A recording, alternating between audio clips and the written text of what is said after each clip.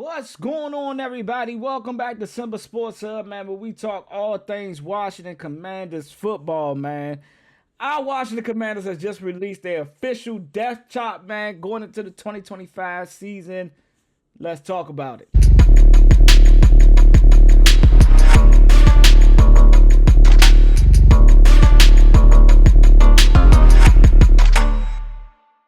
All right, let's lock in. Let's tune in, man. Here goes our official depth chart as we gear up, boot up, suit up, armor up, whatever you can say up. No Diddy. Um, we have released our official depth chart. Now, there's always some things that can change as we lead up to the week, barring no injuries, but we pray to all the football gods and everybody, God, whoever you serve, that nobody gets hurt and we lock in and stay, with the depth chart that we see in front of us right now. So let's get into it, man. Let's talk about it.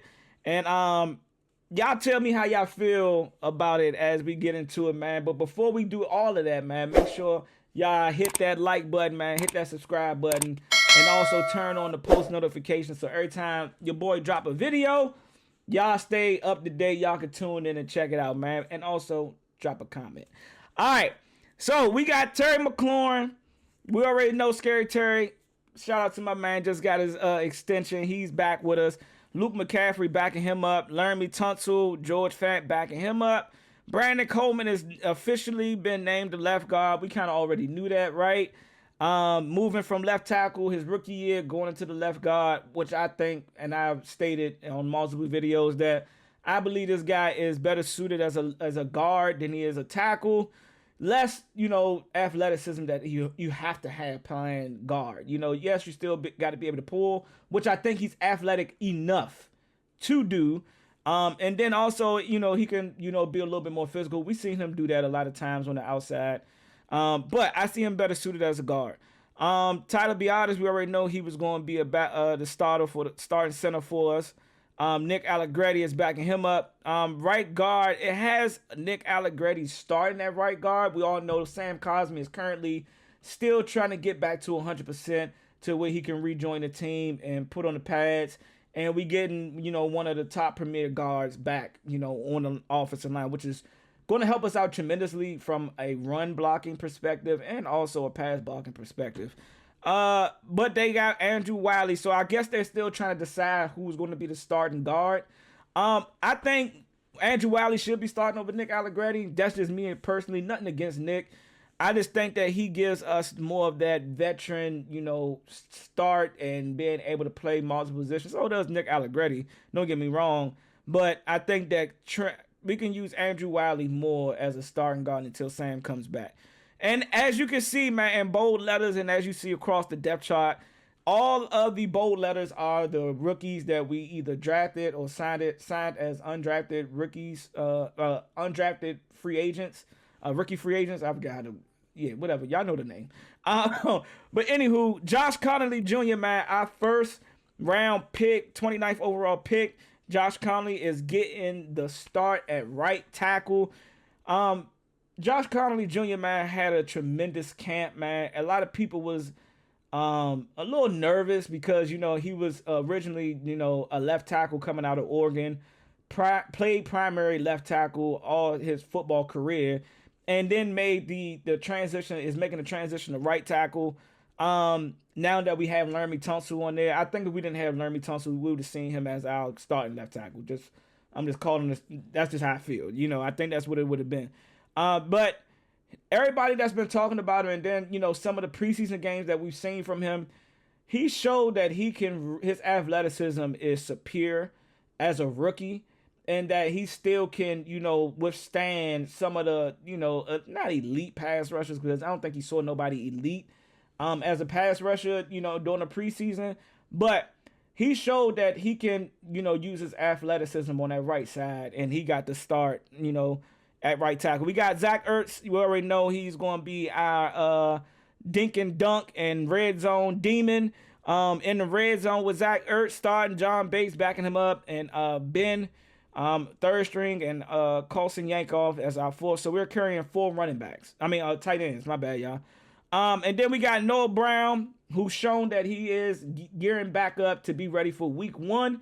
Yes, we still got to see him actually go out there and play with the physicality that the game brings. But it's exciting to see him back. And then we got Luke McCaffrey backing him up again. And then we got our guy that we just traded for in the offseason, Deebo Samuel, who's going to be our gadget guy. He's going to be Cliff Kingsbury. What do you call it? And not mean it in any Diddy way possible. I'm just going to say it. He's his toy that he get to put and plug in the slot. He could play the outside. He can be motioned. He can line up at tight end. He can line up in the backfield at running back. He can damn sure probably line up at quarterback and let Jay Daniels go play some receivers. I'm just joking. That's not going to happen, but that's his utility guy, man. So he's going to be using him all over the field. I don't think you will primarily see him playing outside. You're going to probably primarily see him play that slot role, mixed in with a little bit of Jalen Lane and Luke McCaffrey. But when Noah, Terry, and Deebo is out there, you'll probably see him lined up more on the inside. Or even if we run 4 wide, he's going to be that inside receiver because he is just too deadly to put on the outside. Not saying that he can't play the outside, but you can do a lot more, and you can trick a defense or keep a defense on their toes a lot more when he's playing the slot role. It just is what it is. So who else we got? We got JD5. We already know he's the starting QB. Marcus backing him up. Josh third string. This is where it gets a little bit tricky for me. I didn't expect this. I thought we was going to see the guy at the end of the depth chart be the guy at the front end of the depth chart, but that seemed to not have happened. And I don't know if it's just a progression thing as the season go on. We'll kind of see him. We'll wean him more into that starting role. I'm not gonna make no crazy outlandish prediction because I'm just gonna think it in my head. And if Donovan Edwards shows us something during practice that he should be, taking 26 spot, I'm all for it. But anywho, we got Austin Eckler at starting with the running backs. Starting for the running back room, and then we got Jeremy McNichols, and which was surprising me because I thought McNichols didn't show much over Chris Rodriguez Jr., who I thought should have been our second guy, if in any way, second, maybe one, if they didn't go with Bill as the number 1 running back. But I damn sure think Chris should have been, at least number 2. Not over Jeremy McNichols. I didn't see much. I'm good on him, but, hey, it is what it is. We rocking with Jeremy at number 2. Defense, Dietrich Wise at the DN, and Javante Baptiste will be backing him up. Deron Payne, who I expect, again, I hate giving stat predictions for interior D linemen because, hey, man, you don't really see a lot of those guys. Yeah, we're going to say Dexter Lawrence, who we got to play week 1, is a 10-sack demon. But, it's not like you just want to see them affect game. Yes, he's not Aaron Donald. He's not one of the premier D tackles, but we damn sure paying him like one, and I need to see him affect the game within the 4 quarters. I just need to see him affect the game in some way to where I'm like, hey, that was a hell of a play, 94. Hey, Deron, that's a hell of a play right there. I love to see that.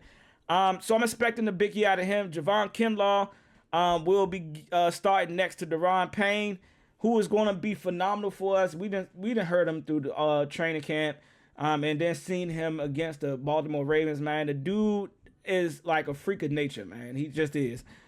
He's got the power. He's great on the run stopping, aspect. So I'm glad to see him. And we got Eddie Goldman and Johnny Newton backing them up. We got Dorrance Armstrong on the other end, which I guess because of the base lineup, we run that 4-3. We had to go with Dorrance Armstrong. So we probably see a little bit more of Dorrance Armstrong and Von Miller pass rushing. As we see, he's the outside linebacker, right? And then we got Bobby Wagner and Frankie Louvu on the middle. And then they have Jordan McGee and Kane backing up Jordan McGee. Nick Ballore, who's our special team guru, and Ali Kahu, who's the undrafted guy out of Alabama that made the 53-man roster. Excited to see that. But again, I think we're going to see Von Miller start off. He may be a special guy, third down, pass rush, go get the quarterback. But don't be surprised if you see him making some plays on first and second down. It's going to be hard for Joe Witt Jr. to take him off of the field. I'm sorry. If he don't show that he cannot, do good against the run on run fits, and that's kind of what Dante Fowler struggled at last year. He was good at getting to the quarterback, but when it came to run fits, we all seen what happened in the NFC Championship, so we don't even need to repeat that, right? All right, we got Frankie Louvu, who's also, I think, in special key moments, especially third downs. You're going to see a combination of Frankie Louvu and Von Miller rushing the passer, mixed with like a Dorrance Armstrong, sealing the edge, or Dietrich Wise sealing the edge. That's just my thought. That's what I'm going to be looking for. I'm going to say that for week 1 preview. All right, we got Marshawn Lattimore. We got Trey Amos, Mike Sanders still. This is a true upgrade from what we had last year, 25, the old 25, and not saying Noah was bad, but Mike Davis, those bums. We got a rookie Trey Amos starting at the, on the opposite side of Marshawn Lattimore, who is coming back off of he ended the season with a hamstring injury. Don't think he ever recovered, but I think right now he's back to 100%. So it's going to be exciting to see how our DB group, like our cornerback group, play out. But I like Mike Sanders still going back onto the inside, because he's going to be the guy that can pick up tight ends and running backs out the backfield.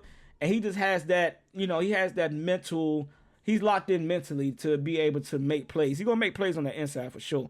Then we got Jonathan Jones and Noah backing those two guys up, or backing up either outside corner. And then we got Noah backing up Mike Sanders still in the slot.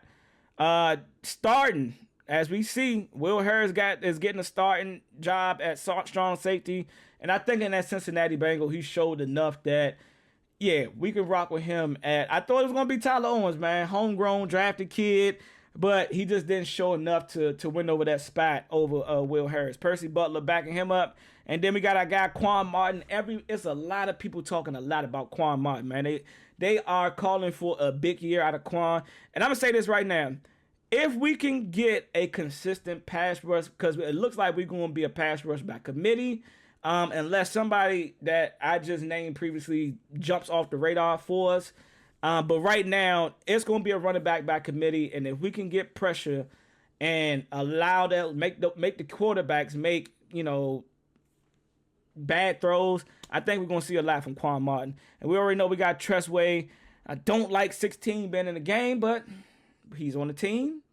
We got to give him a chance, and we're going to lock in with Matt Gay, but I guarantee you this. Come Sunday, and we get in the field goal range, and this motherfucker miss a kick.